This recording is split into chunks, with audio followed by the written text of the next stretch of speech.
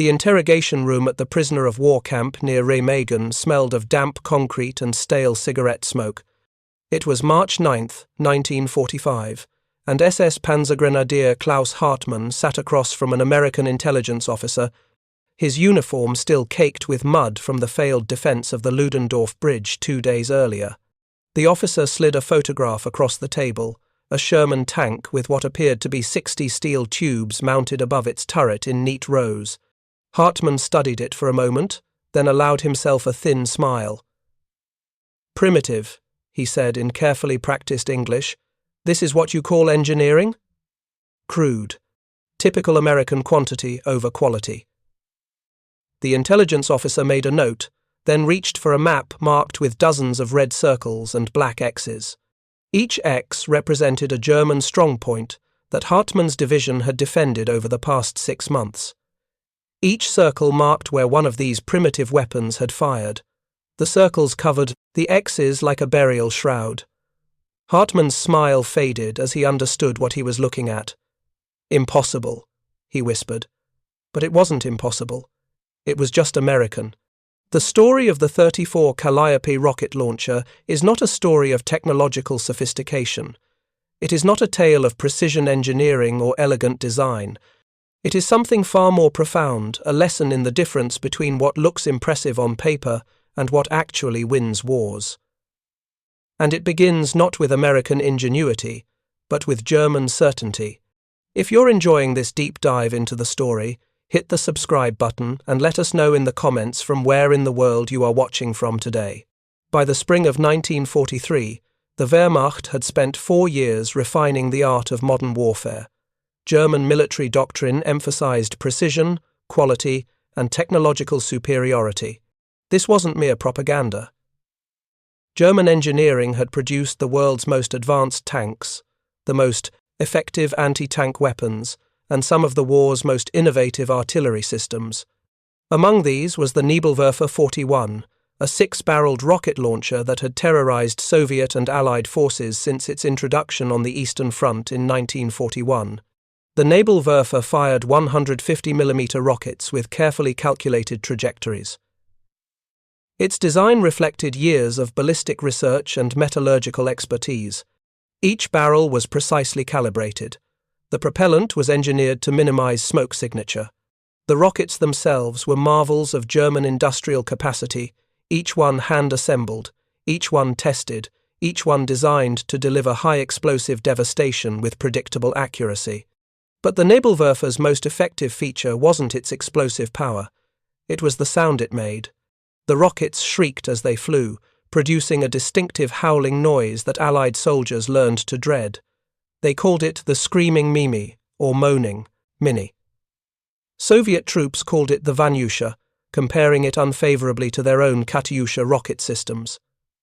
The psychological impact was calculated and deliberate. German military psychologists understood that the anticipation of death could be as effective as death itself. A soldier who heard that shriek had several seconds to imagine the explosion that would follow. Those seconds felt like hours. Men broke before the rockets even landed. The Panzerwerfer 42 took this concept further. Mounted on a half-track chassis, it provided mobile rocket artillery that could keep pace with advancing panzer divisions. It featured a rotating launcher, sophisticated aiming mechanisms, and armor protection for the crew. It was, by any measure, an impressive weapon system. German military journals praised its design.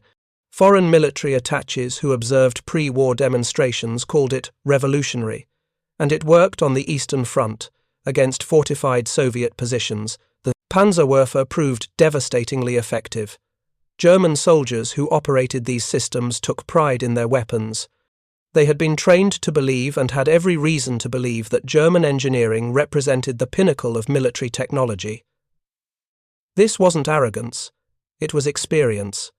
For years, that belief had been validated on battlefields across Europe and North Africa. Across the Atlantic, the United States Army faced a different problem with a different philosophy. In the spring of 1943, Allied planners were already looking ahead to the invasion of France.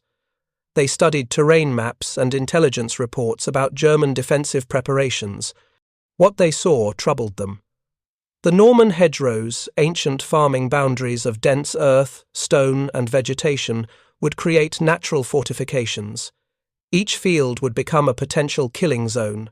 German defenders could establish interlocking fields of fire, fall back to the next hedgerow, and repeat the process indefinitely. Standard American tactics emphasized combined arms and overwhelming firepower, but the hedgerows would neutralize many American advantages. Artillery would be less effective because observers couldn't see targets. Tanks would be channeled into narrow lanes where they could be ambushed. Infantry would be forced to assault prepared positions across open ground. The casualty projections were grim. What the army needed was a way to deliver massive, concentrated firepower rapidly to suppress German positions just before infantry assault. Artillery could do this, but it required time to coordinate fire missions. Air support was weather-dependent and couldn't always respond quickly to changing tactical situations. Tank cannons were effective but could only engage one target at a time. The ideal solution would combine the firepower of an artillery barrage with the mobility and responsiveness of a tank and deliver it all in seconds rather than minutes. The Mate rocket seemed promising. It was a 4.5-inch high-explosive rocket originally developed for ground-based artillery support. It wasn't particularly accurate, but it didn't need to be. The goal was suppression, not precision. A single Mate could carry as much explosive as a 75mm artillery shell, but individual rockets weren't enough. The army needed volume of fire. They needed saturation. They needed to blanket an entire defensive position before German defenders could react. The man who solved this problem was Lieutenant Colonel John Skinner, an Army ordnance officer and, interestingly, a chaplain. Skinner's background wasn't in sophisticated weapons design or advanced ballistics. He was a practical man who understood that effective solutions didn't need to be elegant, they just needed to work. In May of 1943, Skinner proposed a radical idea: mount 60 Mate rocket tubes directly onto a Sherman tank, not a new vehicle, not a purpose-built weapons platform. Just standard launch tubes bolted to the turret of an existing tank. The concept was almost laughably simple.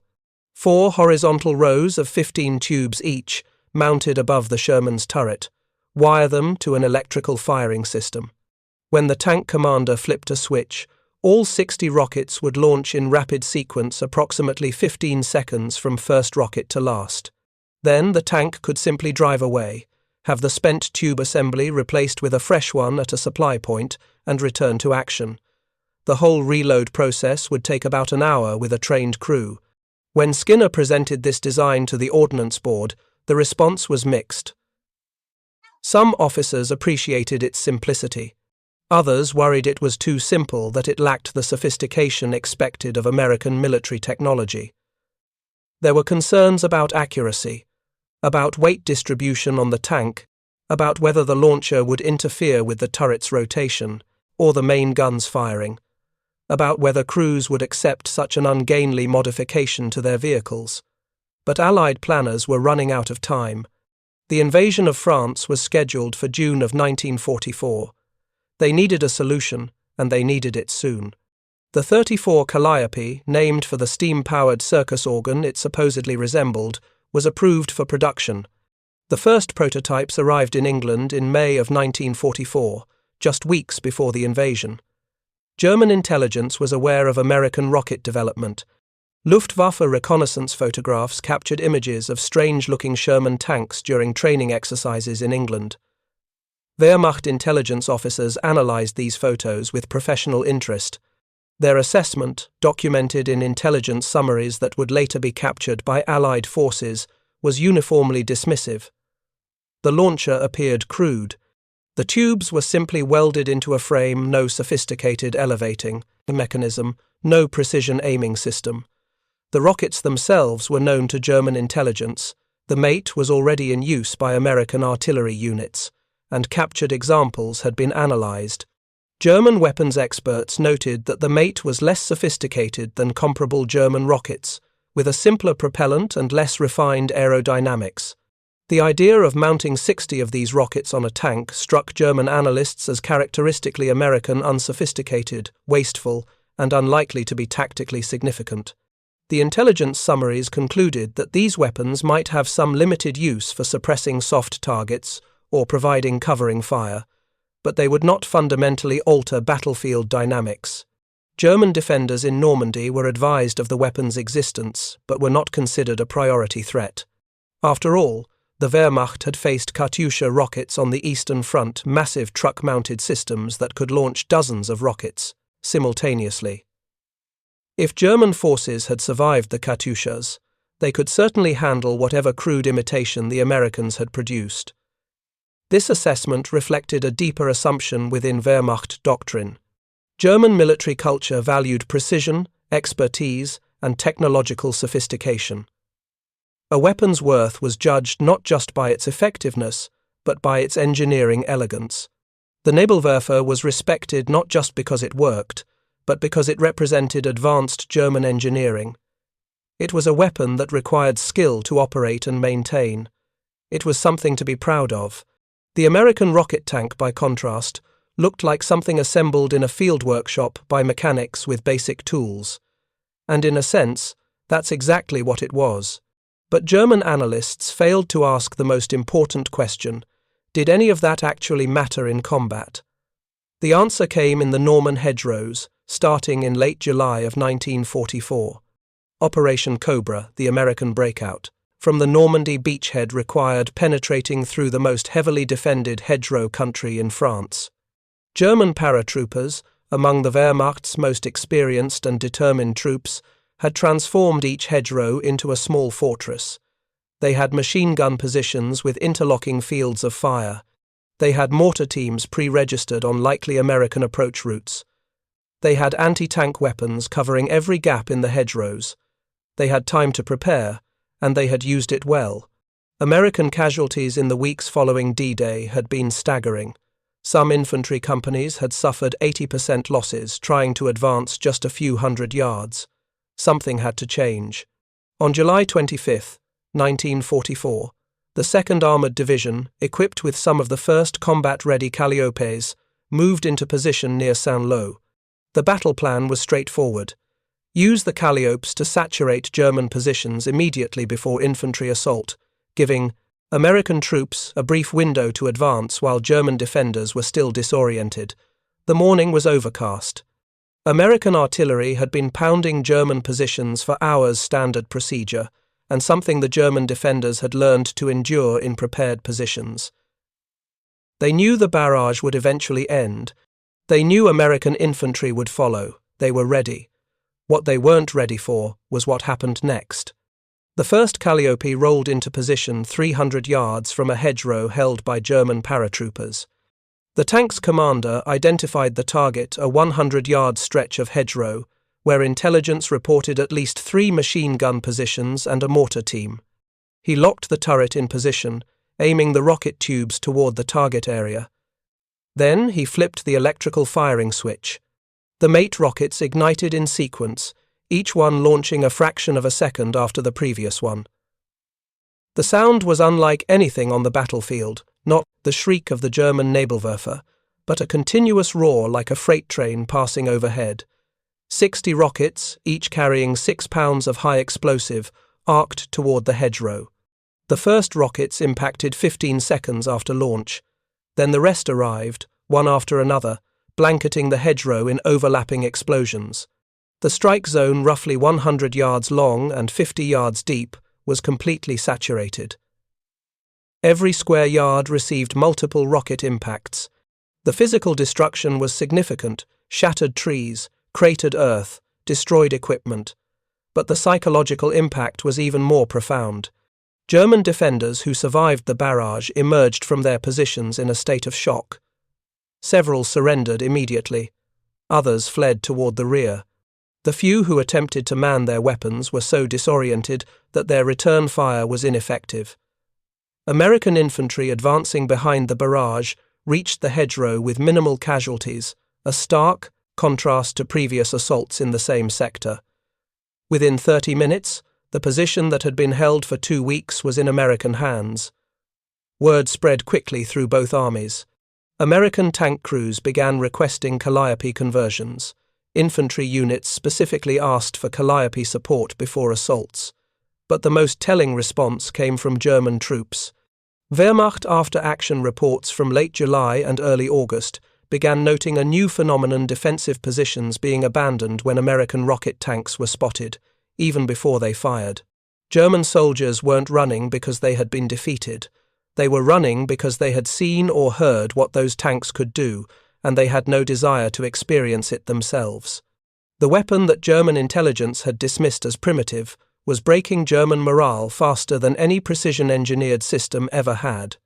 By mid-August 1944, the Calliope had proven itself repeatedly, but its most significant test came during the closing of the Falaise Pocket, the encirclement and destruction of the German 7th Army and 5th Panzer Army in Normandy. Between August 12th and 21st, approximately 100,000 German troops were trapped in a steadily shrinking pocket near the town of Falaise. Allied forces were closing in from all sides, but German units were attempting to break out through gaps in the Allied lines. The mission of American armored units was to seal these gaps and prevent escape. This required rapid response to German breakthrough attempts. There was no time for careful artillery coordination or air support requests. The Calliopes provided the answer. Company B of the 741st Tank Battalion was positioned along one of the key escape routes on August 19th. Intelligence reports indicated a German motorized column was attempting to break through before dawn. The column included elements of several shattered divisions, panzer grenadiers, paratroopers, and remnants of SS units, all desperate to escape the pocket. Shortly after 4 in the morning, the column appeared approximately 60 vehicles, moving rapidly in the pre-dawn darkness. The American position included 4 Calliope-equipped Sherman tanks. The company commander ordered them into firing positions overlooking the road. At 4:15, with the German column spread out along a half-mile stretch of road, all 4 Calliopes fired simultaneously. 240 rockets saturated the column in under 30 seconds.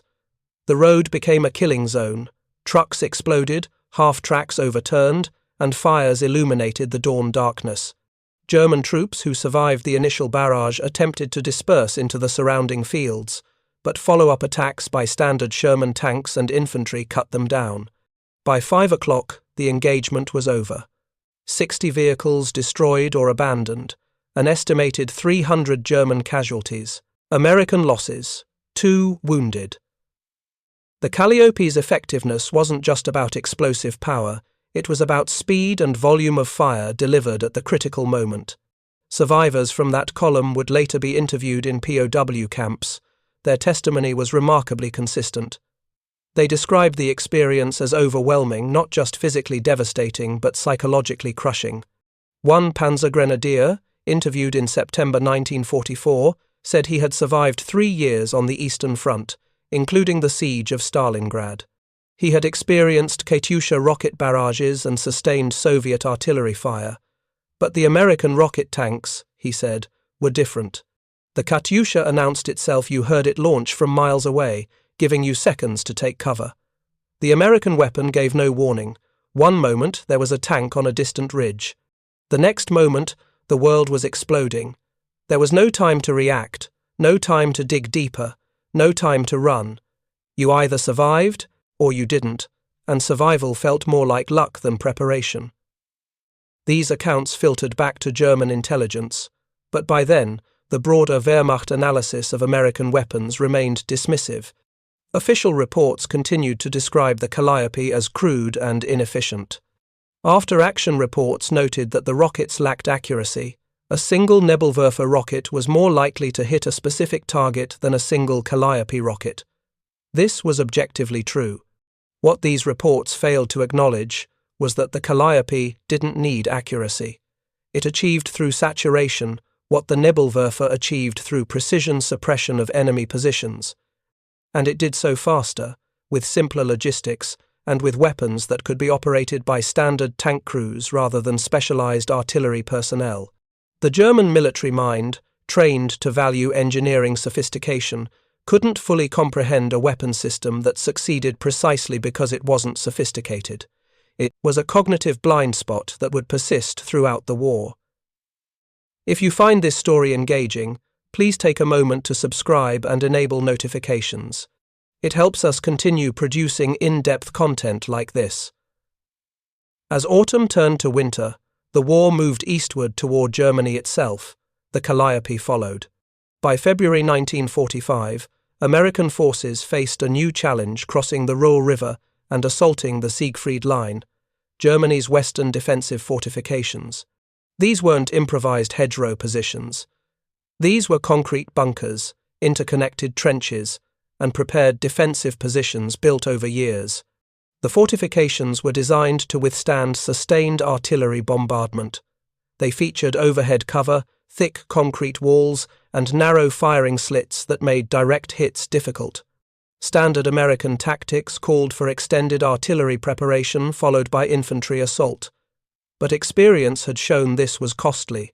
German defenders could shelter during the bombardment and emerge to man their weapons once it ceased. The window between the end of the barrage and the arrival of American infantry was when defenders were most dangerous. What was needed was a way to suppress the defenders at the exact moment infantry was crossing the river and advancing on the bunkers. Operation Grenade, the assault across the Ruhr River, began on February 23, 1945.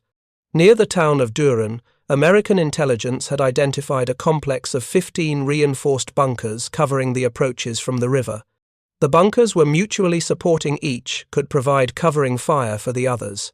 Assault engineers had surveyed the position and estimated that standard tactics would result in 30 to 40% casualties among the first wave of infantry. The mission planner decided to use Calliopes differently.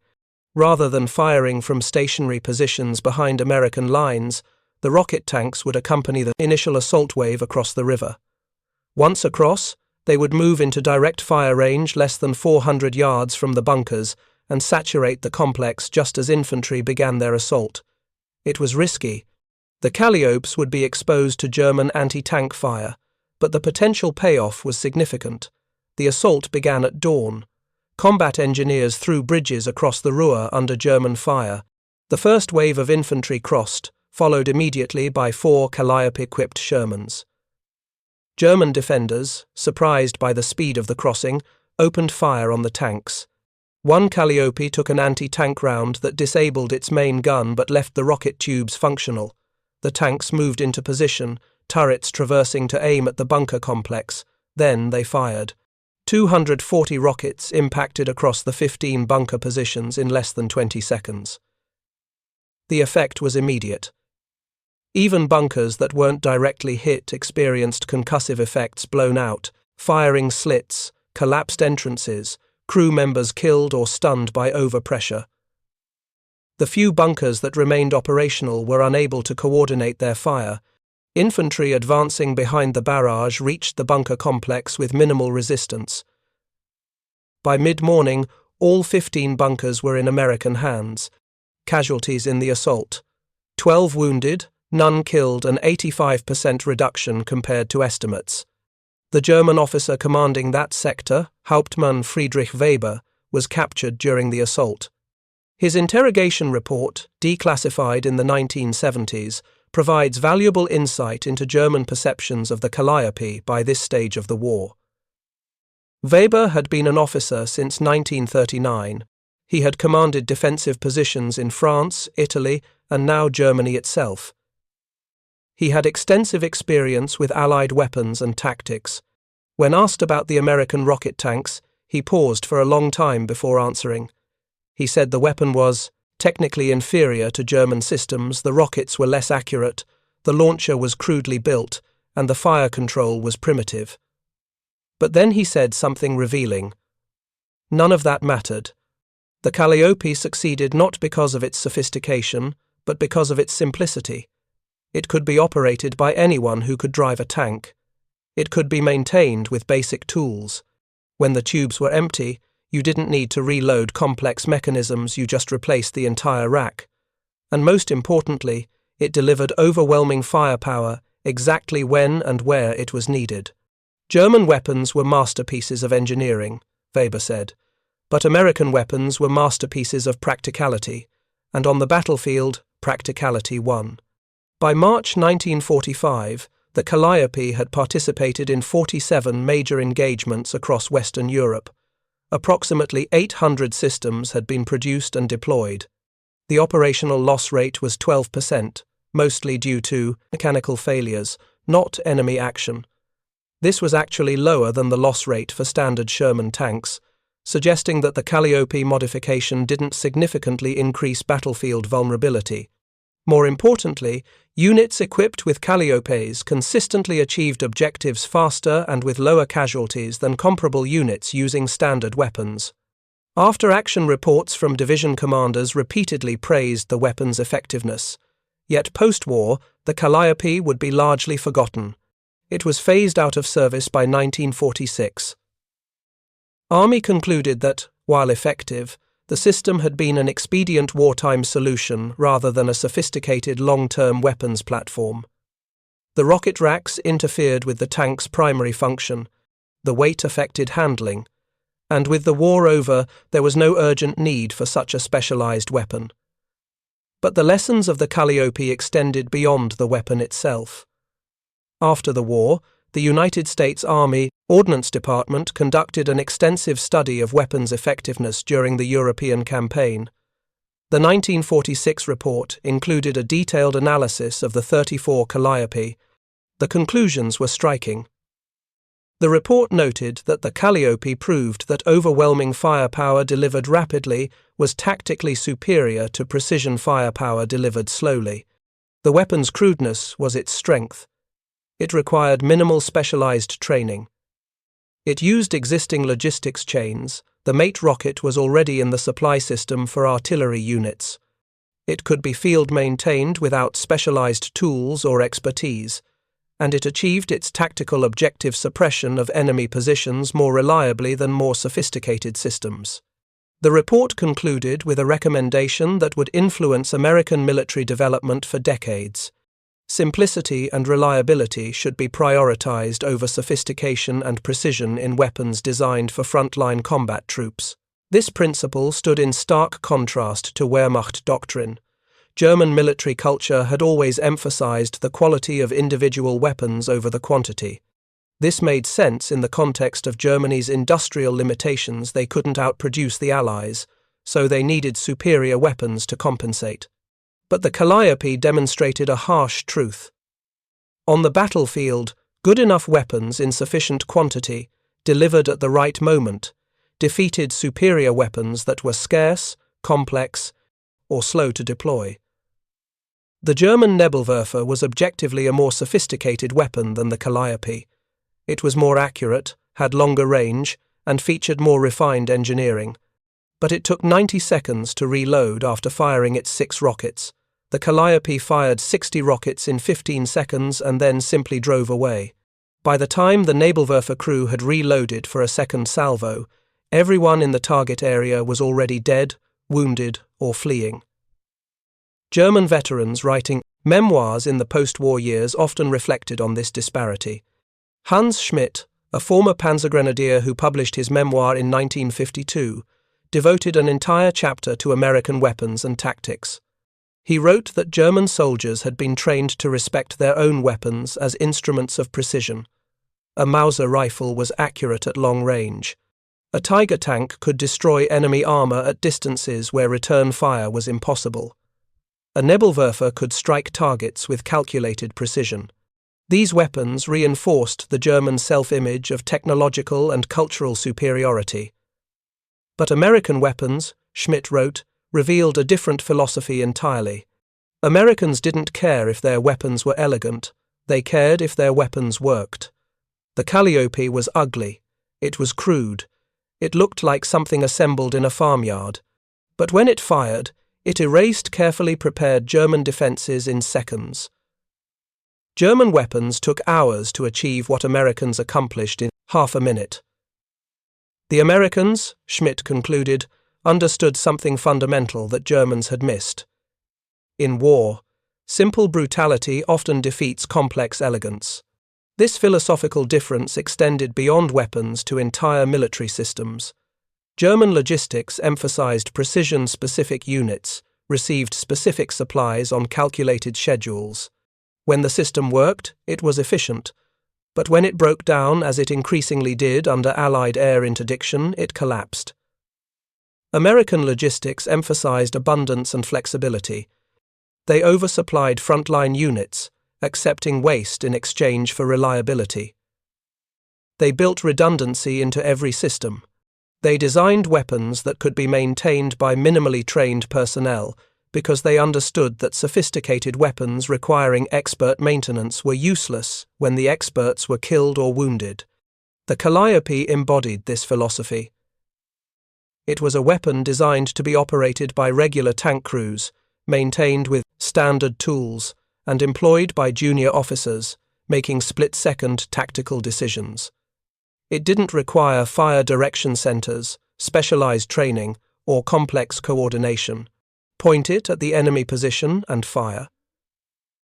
The simplicity was the sophistication. Klaus Hartmann, the SS Panzergrenadier whose interrogation opened this story, provides a personal window into how individual German soldiers processed this reality. After his capture at Remagen, Hartmann spent the remainder of the war in a POW camp near Reims. In 1947, he was interviewed by the United States Army Historical Division as part of a project documenting German perspectives on American weapons and tactics. The interview transcript, preserved in the National Archives, runs to 43 pages. Much of it covers standard military analysis, unit strengths, defensive positions, tactical decisions, but near the end, the interviewer asked Hartmann about his initial dismissal of the Calliope as primitive. Hartmann's response was remarkably candid. He said he had called it primitive because it offended his sense of German engineering. Germans had been taught that their weapons should be works of precision, elegant in their design and superior in their function. The Calliope was none of those things. It was a metal rack bolted to a tank turret. It violated every principle of proper engineering that Hartmann had been taught, but that was exactly why it won. Hartmann continued by saying that Germans spent the war perfecting weapons while Americans spent the war perfecting war itself. There was a fundamental difference in priorities. German engineers asked, "How can we make this weapon more sophisticated?" American engineers asked, "How can we make this weapon more effective?" Those weren't the same questions. Sophistication often came at the cost of complexity, and complexity created vulnerabilities. A sophisticated weapon that broke down or required extensive maintenance was worse than a crude weapon that always worked. A precise weapon that took time to aim was worse than an imprecise weapon that could saturate a target instantly. Hartmann said that after the war, when he returned to Germany and eventually began teaching engineering at the University of Stuttgart, he would show his students photographs of the Calliope.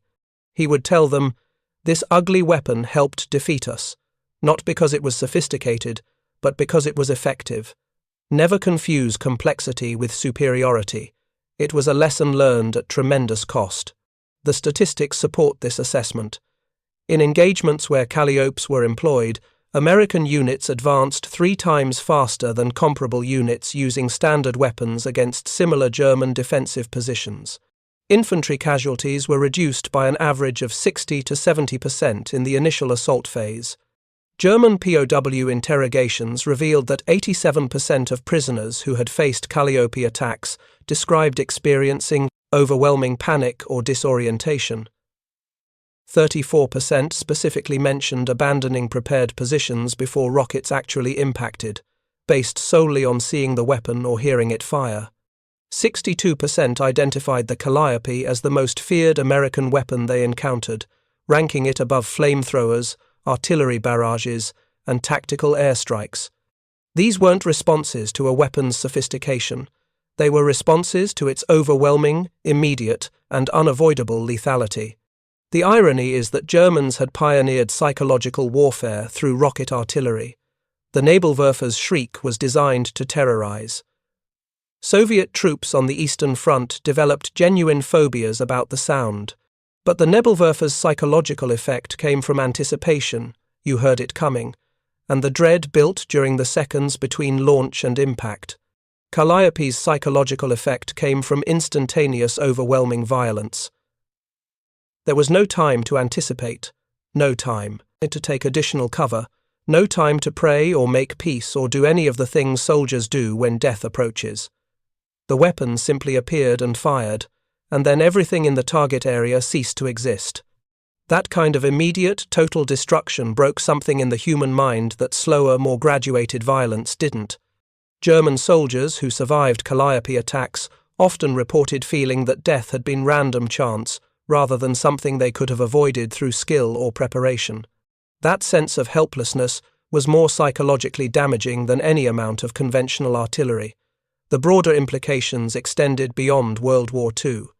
The Calliope's success influenced American military development throughout the Cold War and beyond. The emphasis on reliable, maintainable, rapidly deployable firepower became central to American military doctrine. Weapons systems were evaluated not just on their maximum capability, but on their operational reliability and ease of use. The M16 rifle, controversial in its early deployment, eventually succeeded because it could be maintained by conscript soldiers with minimal training. The M60 tank prioritized mechanical reliability over the more sophisticated designs of its contemporaries. The principle established by the Calliope that effectiveness mattered more than elegance became embedded in American military culture. Meanwhile, Soviet military observers drew their own conclusions. The Red Army had employed Katyusha rocket systems throughout the war, but they recognized that the American approach of mounting rockets directly on tanks provided tactical flexibility that truck-mounted systems lacked. Post-war Soviet tank development included numerous rocket-armed variants, directly inspired by the Calliope concept. German post-war military thought went in the opposite direction initially. The Bundeswehr, established in 1955, emphasized quality and precision in keeping with traditional German military culture. But by the 1960s, German military planners were studying American weapons philosophy with new interest. NATO interoperability required standardization, and the American emphasis on maintainable, reliable weapons gradually influenced German procurement decisions. The lesson of the Calliope that sophisticated weapons are only valuable if they work when needed had finally been absorbed. By March 7, 1945, when Klaus Hartmann found himself in that interrogation room at Remagen, the war was effectively over. The Ludendorff Bridge, which his unit had failed to destroy, was in American hands. The Rhine had been crossed. Germany would surrender within 2 months. But for Hartmann, the war had ended psychologically days earlier. When Calliope-equipped American tanks had saturated his defensive positions so thoroughly that half his company surrendered without firing a shot, and the other half simply ran. He had been trained to believe in German superiority, technological, cultural, military. Every weapon he had been issued reinforced that belief. They were precision instruments, requiring skill and expertise. They were superior to Allied weapons in measurable ways, and they had been losing for 2 years. The map that the American intelligence officer showed him in the interrogation room told a story that Hartmann already knew but hadn't wanted to acknowledge. Every defensive position he had manned over the past 6 months had fallen. Not to superior tactics, not to overwhelming numbers, though those had been factors.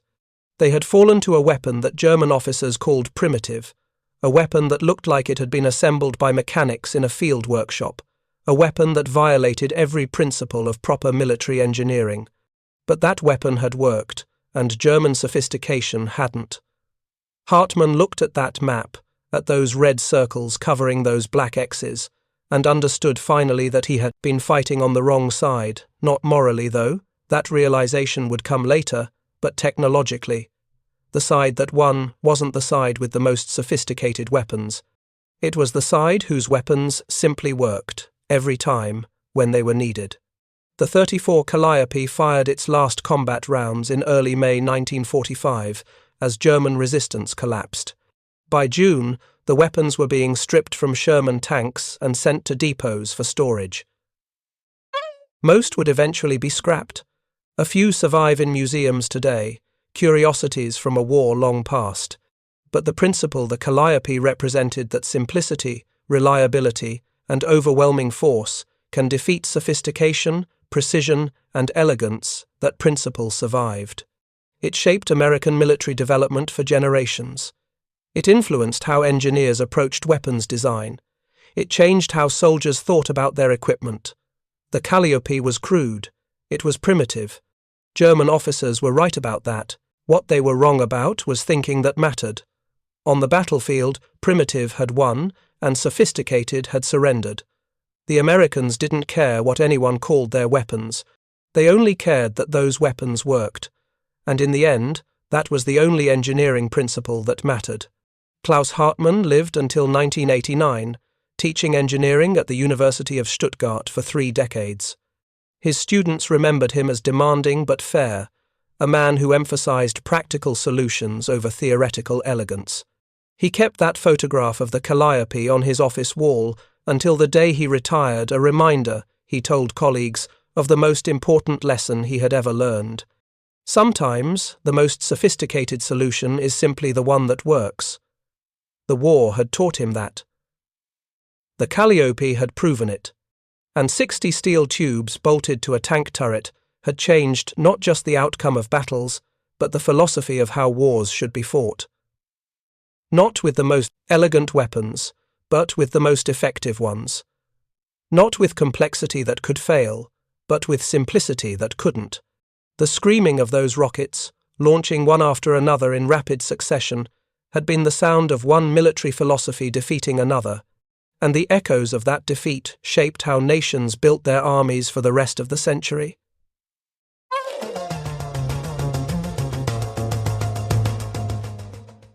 Thank you for watching. For more detailed historical breakdowns, check out the other videos on your screen now, and don't forget to subscribe.